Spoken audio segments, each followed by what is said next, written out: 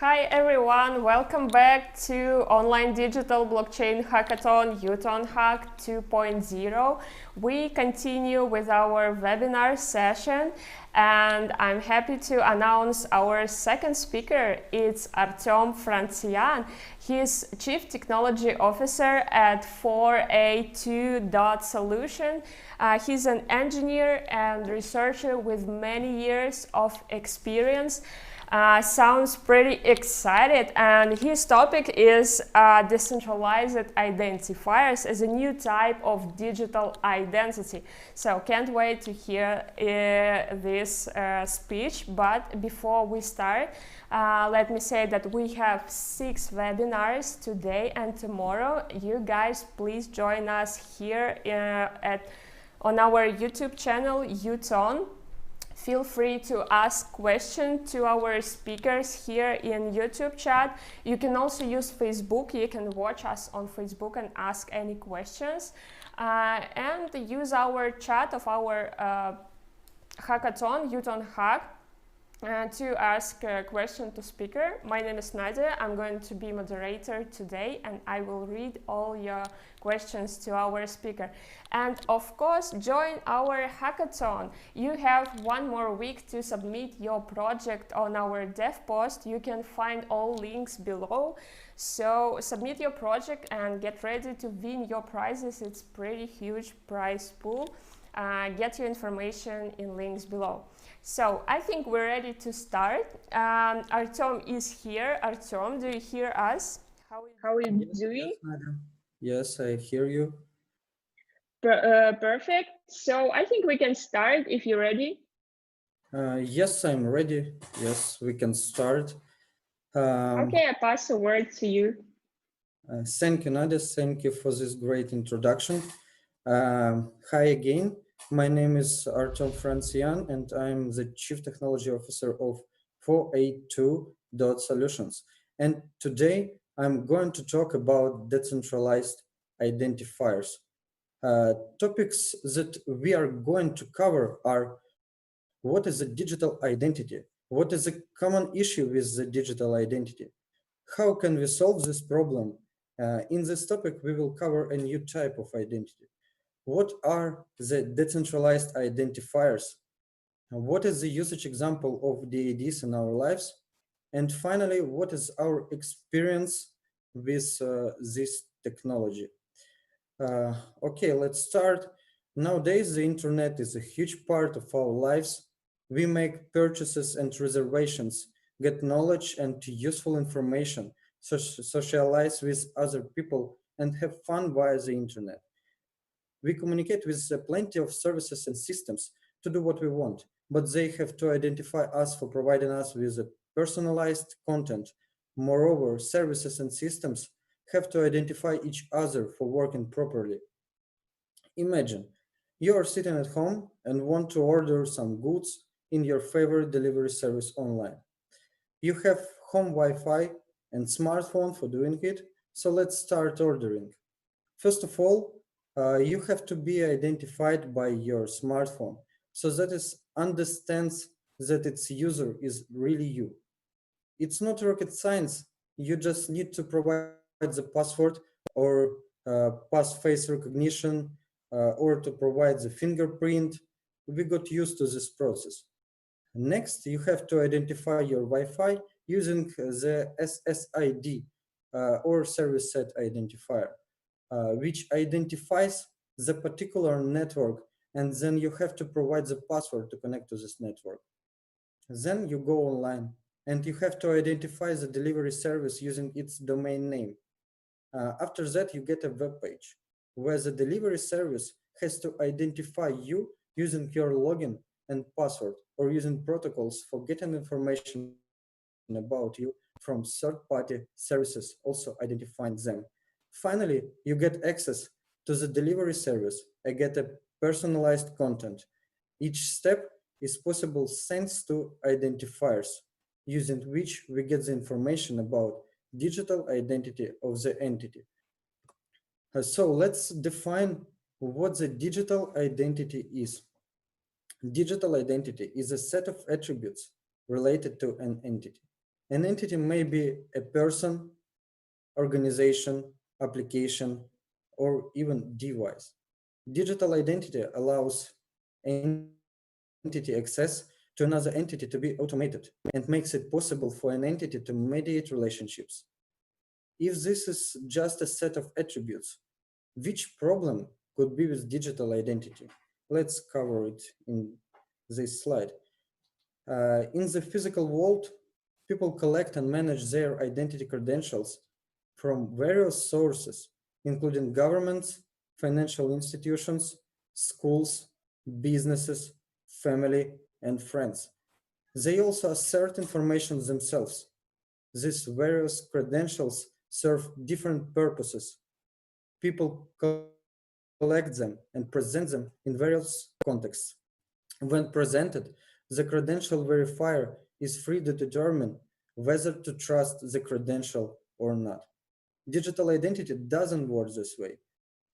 Online identity has been single source and built for specific purposes.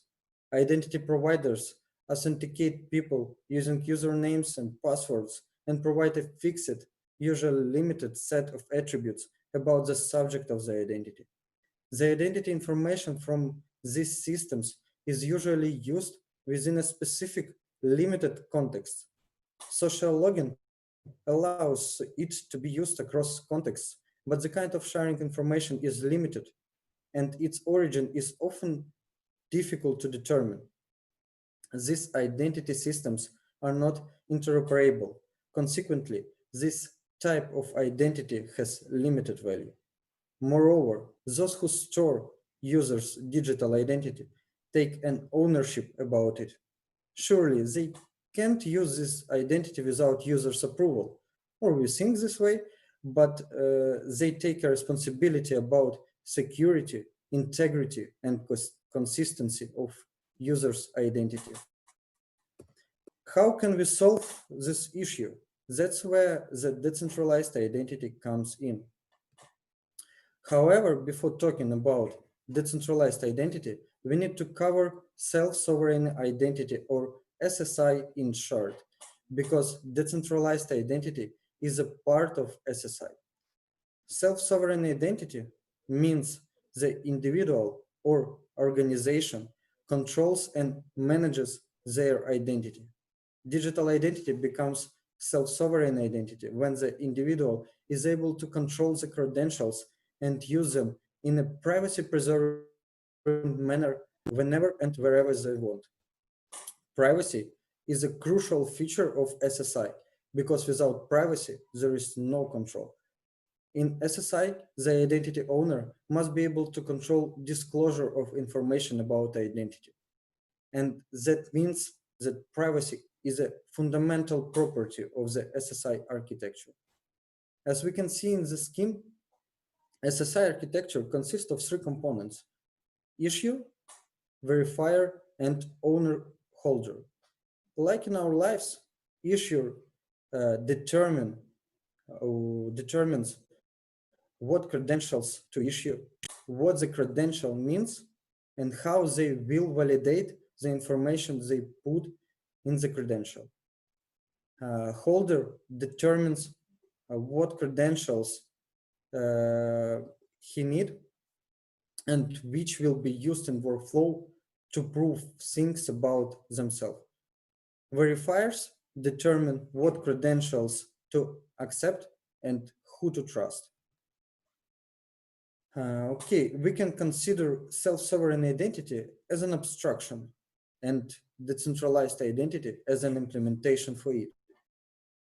In this context, decentralized identity is a type of self-sovereign identity that uses distributed ledger technology for managing users' identity and decentralized identifiers as a unique identifier for them. Decentralized identifiers, or DADs shortly, identify entity that the controller of the DAD decides to be identified. These new identifiers are designed to enable the controller of a DAD to prove control over it and to be implemented independently of any centralized registry, identity provider, or certificate authority. Decentralized identifiers are covered by W3C credential community group and have specification that is under development for now. The W3C highlights the following goals which they want to achieve by this standard. Let's go through each of them. Decentralization means to eliminate the requirement for centralized authorities or single point failure in identifier management, including the registration of globally unique identifiers, public verification keys, and other metadata. Control is to give entities, both human and non-human, the power to directly control their digital identifiers without the need to rely on external authorities. Privacy is about to enable entities to control the privacy of their information, including minimal, selective, and progressive disclosure of attributes or other data. When we talk about security, it means to enable sufficient security for reliant parties to depend on DAD documents for their required level of assurance. Proof-based means to enable DAD controllers to provide cryptographic proof when interacting with other entities. Discoverability is to make it possible to discover DADs for other entities, to learn more about or interact with those entities. Interoperability is about to use interoperable standards so DAD infrastructure can make use of existing tools and software libraries designed for interoperability. Portability means to be system and network independent and enable entities to use their digital identifiers with any system that supports DADs and DAD methods. And finally, simplicity. It is about to reduce set of features to make the technology easier to understand, implement, and deploy. Now it's time to get down to the format of decentralized identifiers.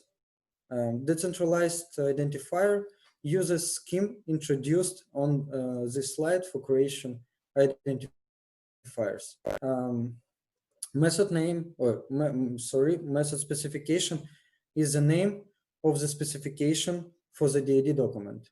By default, for now, is used DAD, but W3C group understands that later could be different specification for working with DAD documents, and they provide possibility to specify this in the scheme. Method name is the name of the decentralized system where the DAD document could be resolved. For example, ETH or Ethereum shortly. Method specific ID is an address or another identifier in those decentralized systems where the DAD document could be resolved. But what does the method mean? DAD method is a definition of how a specific DAD scheme can be implemented on specific verifiable data registry, including the precise methods by which DADs are resolved and deactivated. And DAD documents are written and updated. Sorry.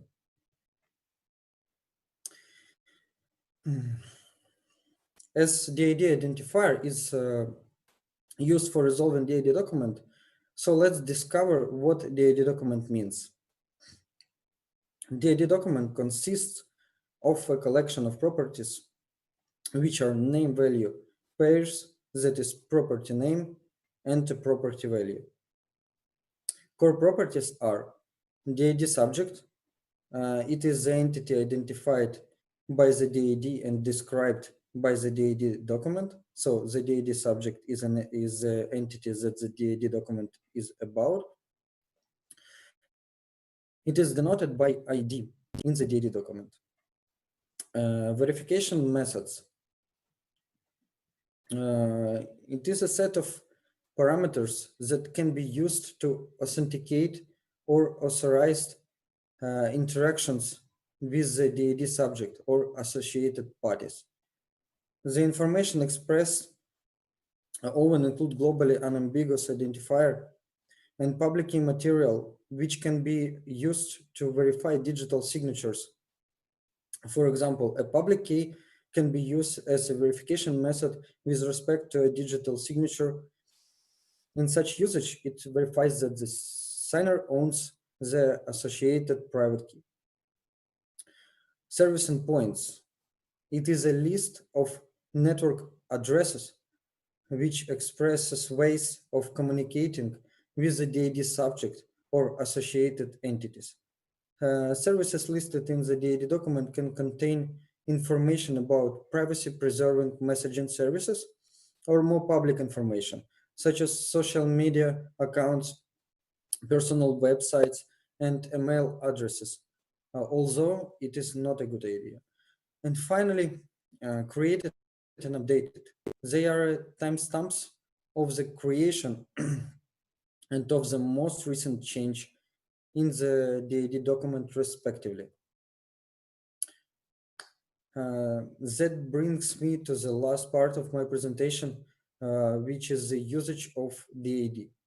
We have some examples and experience in several projects with decentralized identity. And I will come up with one of the projects. So our partner, Energy Web Foundation, creates solutions for energy sector called EVDOS that uses decentralized identifiers for solving base problems in that sphere. With DADs on EVDOS, we can quantify the number of DARES registered in grid flexibility platforms, the volume of EACs transacted, as well as their marginal emission abatement, the gigawatt hour of certified green electric vehicles charging events, all in a way that preserves the privacy of end users and empowers them with greater agency over how their data is managed and shared. DARES are electricity producing resources that is connected to local distribution systems. DARES can include solar panels, power plants, electricity storage, small natural gas fuel generators, electric vehicles, and etc. An energy attribute certificate, or EAC, is a certificate that provides information about the environmental attributes of 1 megawatt hour of electricity. About DARE, moreover, Austrian Power Grid with Energy Web Foundation launched the POC using this EVDOS solution. This POC will enable DARES to use decentralized identifiers and a self-sovereign identity, in contrast to conventional centralized IoT cloud platforms, where a single central entity is responsible for maintaining an accurate catalog of all DARES.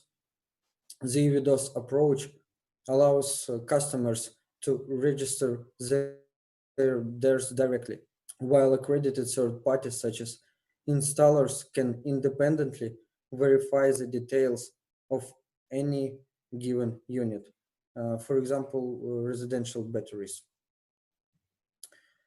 We take part in this POC. The reason we felt compelled to write our own implementation is that all the other libraries are opinionated when it comes to the so-called right way of doing things. Our position is that everything is still in draft mode, and we don't know which standard or approach will win in the long term. As the specifications are still in flux, we created an implementation that can easily be extended to use any chain and any contract. We helped to create DAD resolver, and DAD registry for managing DAD document in Energy Web Chain. That is Ethereum-like blockchain management system provided by Energy Web Foundation. And our implementation has following benefits. Is an open source, so everyone can use it.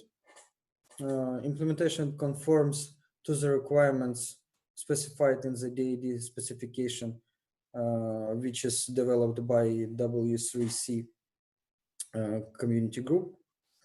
Our implementation can easily be extended to use any chain and any contract, and can be integrated into both server side as well as a browser side web application, because it's written in TypeScript, so you can use it in both this way. Also, our implementation adhering to the W3C's verifiable claims specification.